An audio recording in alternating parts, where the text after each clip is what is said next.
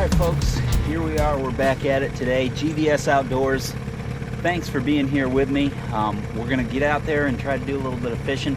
Finally got a little bit of a break in the weather. We've had crummy weather the last couple of days. A lot of rain, just overcast skies, not too nice, not real pretty weather, but we're out here today. Probably going to get a little bit of rain still, but hopefully we're able to film a little bit. The temperatures are a little bit cooler. It's about 68 degrees, which is nice. It's very, very comfortable temperatures to be out in. And hopefully we've had about, I don't know, 36 hours since the temperature started to drop. So hopefully everything's stabilized a little bit and we'll be able to catch a few fish. So we're going to get out at it. Water looks like it's a little bit stained today, but not too terribly bad. So we might take a run down the river a little bit. We're going to start up here and see if we can find a few crappie right up on this end, right within sight of the boat launch pretty much.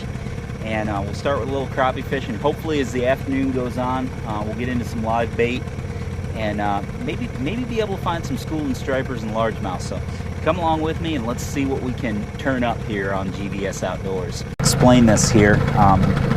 The last video, if you've seen that, I know I wasn't catching anything tremendous, you know.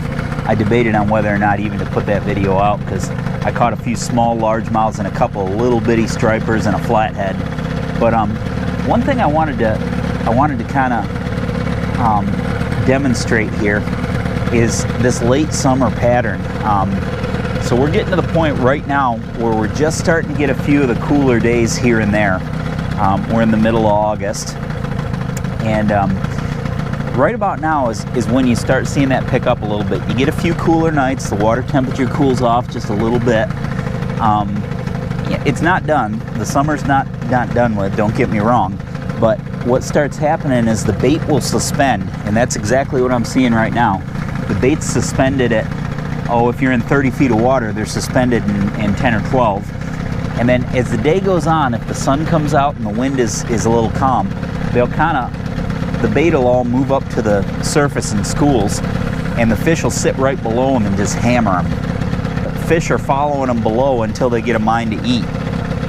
And it's kind of a no-brainer. You just follow the schools of bait around and fish around them. And it'll start with school and largemouths and little tiny school and stripers. And then as the bait gets bigger and as the summer goes on and more of the stripers kind of fill up into the river channel here, we're going to start catching better fish, and we're going to start catching a lot of them. They'll be in big schools, and it's pretty easy to pick them off. So I just kind of want to show that over these next couple of weeks.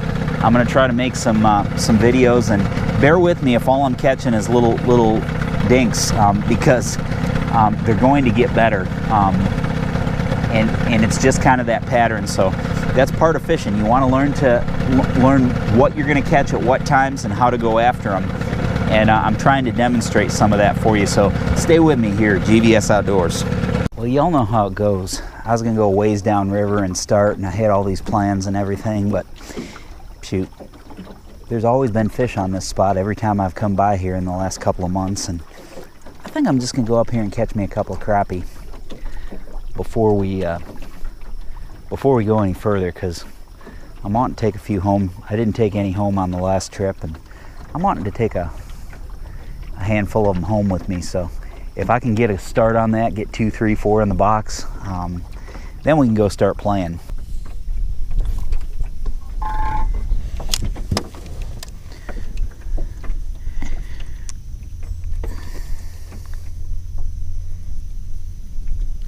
Yeah, that wind's picked up pretty good now. Not terrible, but oh geez, yeah, active, I guess. I don't know what that is.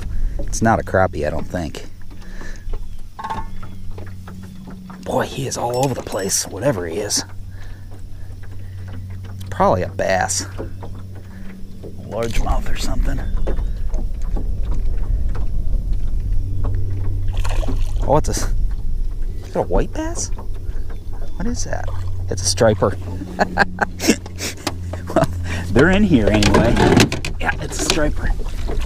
Oh, and a big largemouth chasing him, trying to eat him. Oh, that was funny.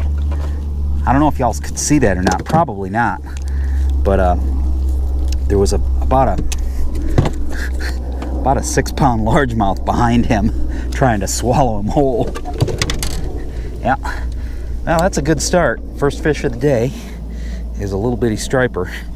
So we'll get him back in the water so he can go and do his thing. And we might just get into a school here. I think that might be another one. That's a crappie. It's a good crappie too. He hit it a little harder. Not bad.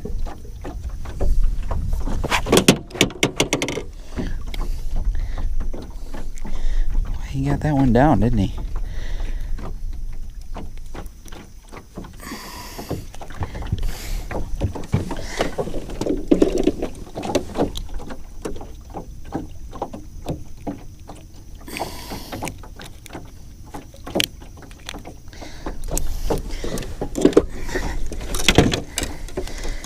I will take that. We'll start one in the box. How's that? Well, they don't seem to be super active, but it looks like if we get it in front of them, they're gonna... You can talk them into it. They're not uncatchable anyway. So I switched colors here. I'm using a Bobby Garland. I guess it's called an electric chicken shad. It's like a bubblegum pink and green sparkle. Maybe with the water a little off color, that might be a better color today. Although I don't know. I always do pretty well on the natural ones.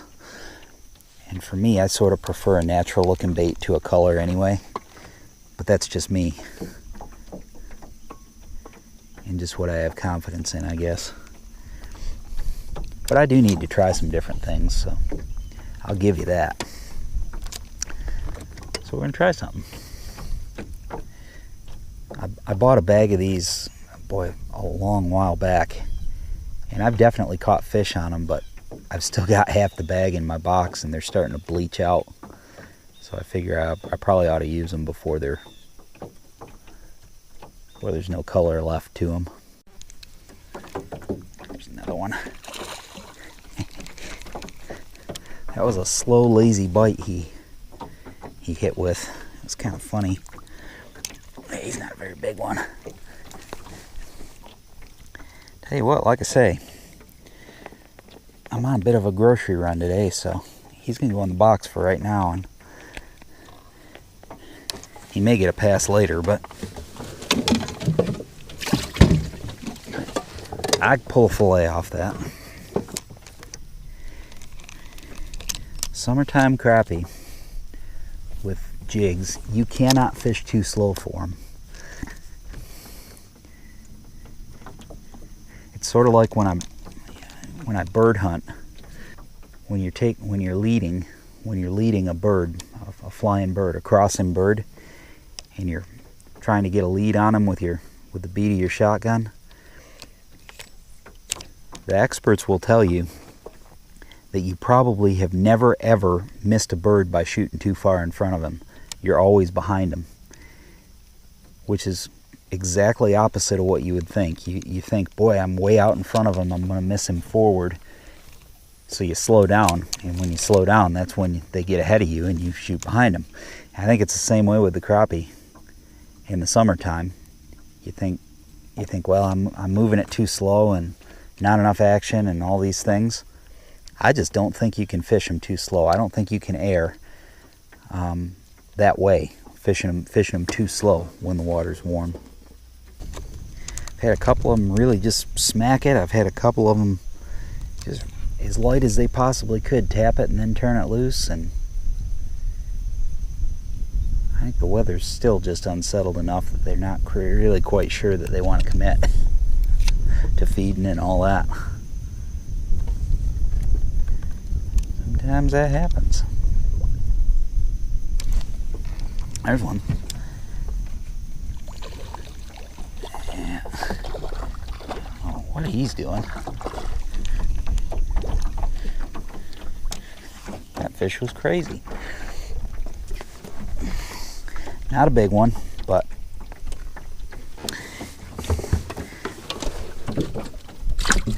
you'll go in with the others for the time being.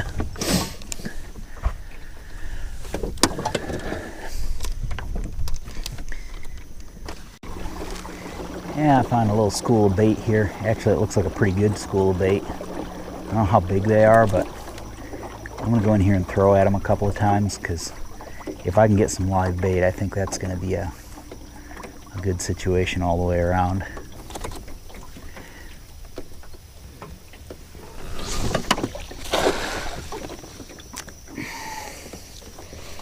And it's really shallow, so it's easy to catch a few. Those are nice sized ones for bass or stripers or crappie.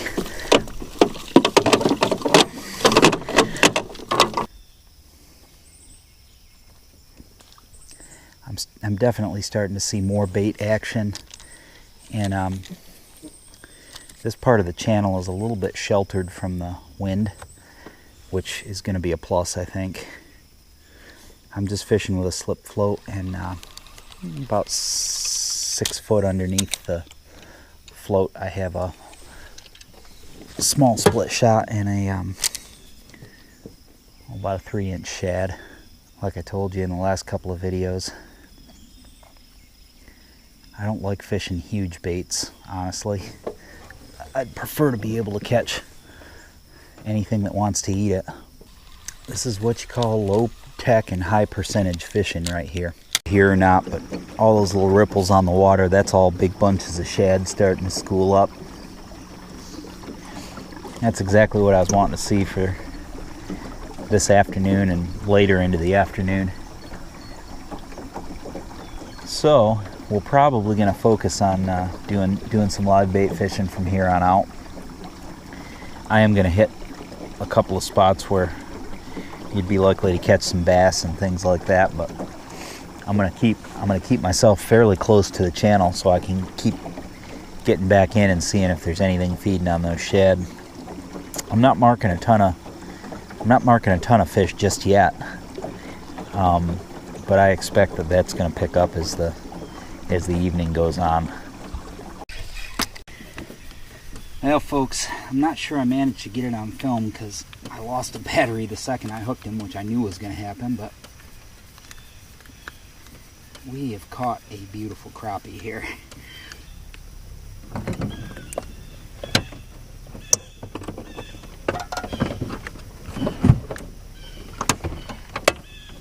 That's a beautiful fish. We're going to throw him in with the others here. And I caught him on a live shad, which,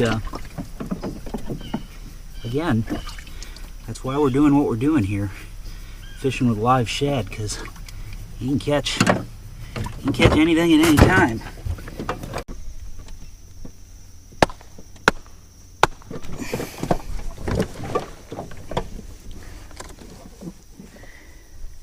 That wind calmed down a little bit, which is kind of nice.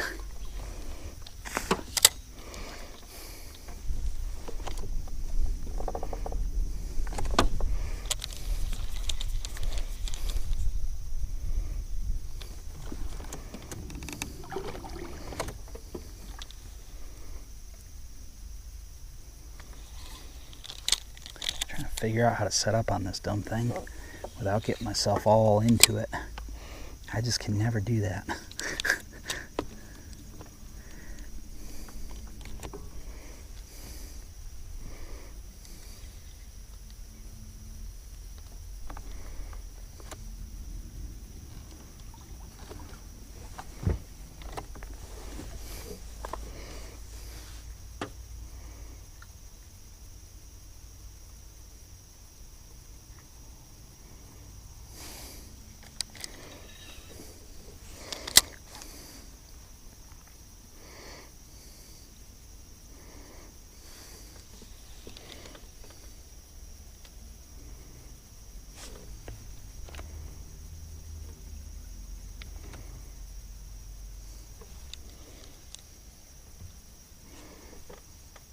Oh, there was a hit.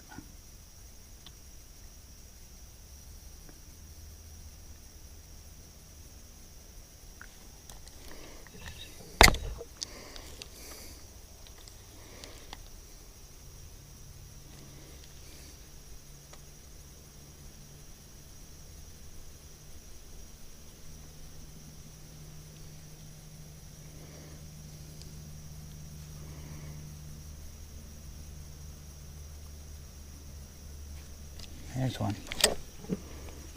Yep, he came up for it. There's a little one again. And I lost him.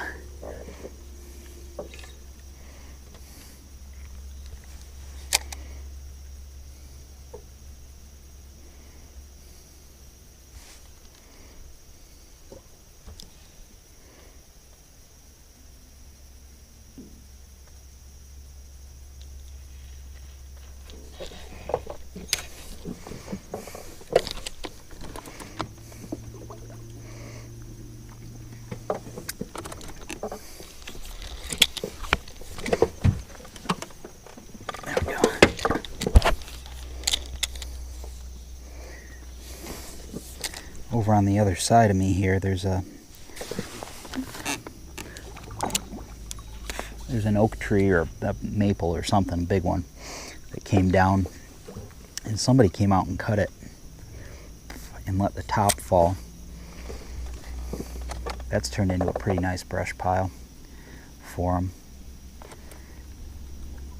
And it's kind of nice too, whoever cut it had the right idea, because it's not an obvious spot. No, so it doesn't get fished a whole lot. It sets up in 10 or 12 feet of water, I'd say. This spot right here, this is 14 or 16 feet deep. It's a nice deep hole.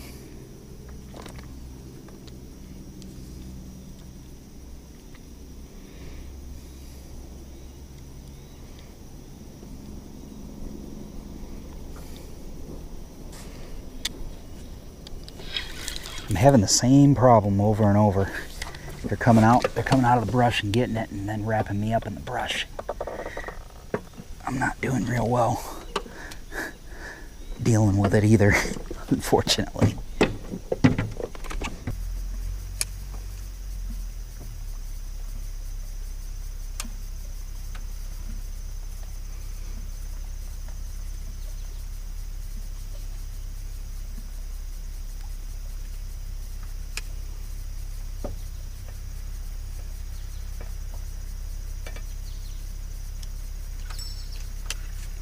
There's one.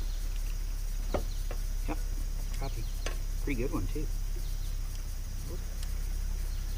Hooked in a funny spot.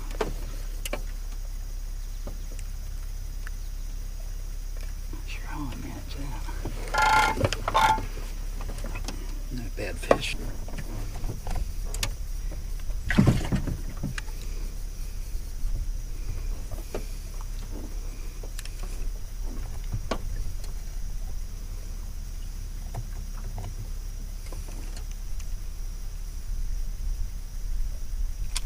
There's one. Maybe another little crappie. Not a big one. He's gonna get a pass. That's okay though.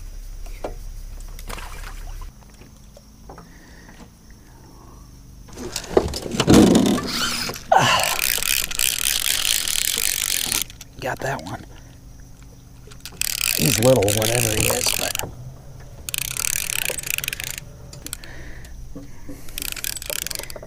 yep. No, that's a crappie. I'll take him. Not the setup I would have imagined, but it's a good crappie too.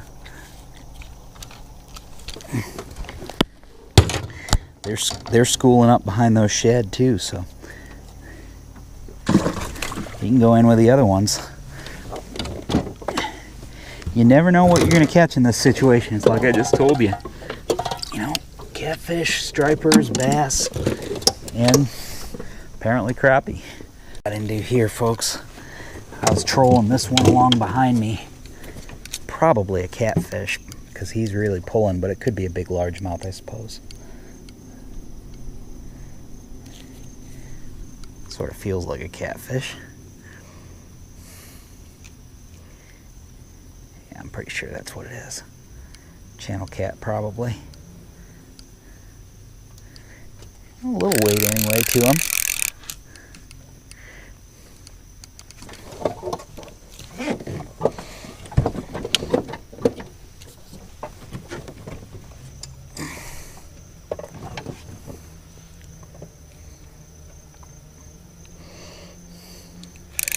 I don't think it's a giant, but yeah, he may be. Oh, yeah, it's a channel cat.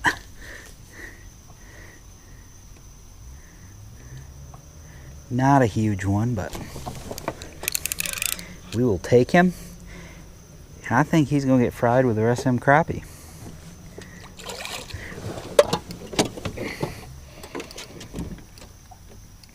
Boy, he's still got a little left in him.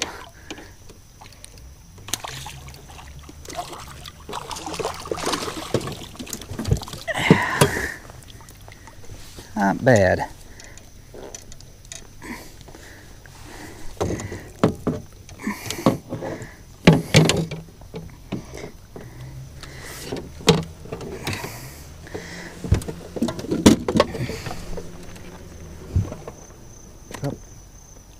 Something's working on my other one here too, I think. He's talking to us a little bit. That's a nice little spot right there. I don't know what it is, but there's almost always channel cats holed up in there. There's a little bit of a depression on the bottom, and there's some structure. There's a couple of trees that are kind of hung over there or whatever. And it's right on the shoulder of that of the channel. You know, it drops off into 30 feet of water or something like that, just on my other side. But that's a very consistent spot for me to catch channel cats at. Well, folks, I wouldn't have believed it. But if this is a striper, I got something to tell you on this one.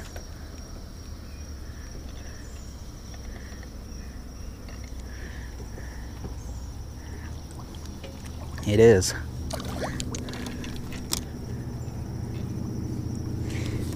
Not a big one, but he'll do. So, you've seen, probably, if you've followed striper fishing, one of the hot things here lately, and guys are even building stuff for their boats, thumpers. Basically just a hammer to beat the bottom of the boat.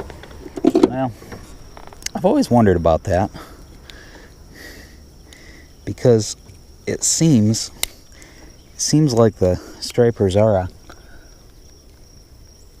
a very excitable fish. It's a little guy, but he's pretty. So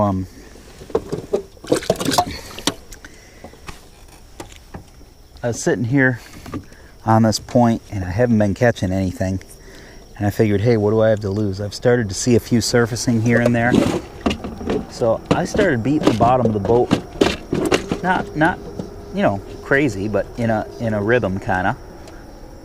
And I'll be darned if within about 5 minutes I didn't catch a fish. So I don't know if that had anything to do with it or if it was just coincidence, but folks, thanks for coming along with me tonight. I've enjoyed it as always, and I hope you did too.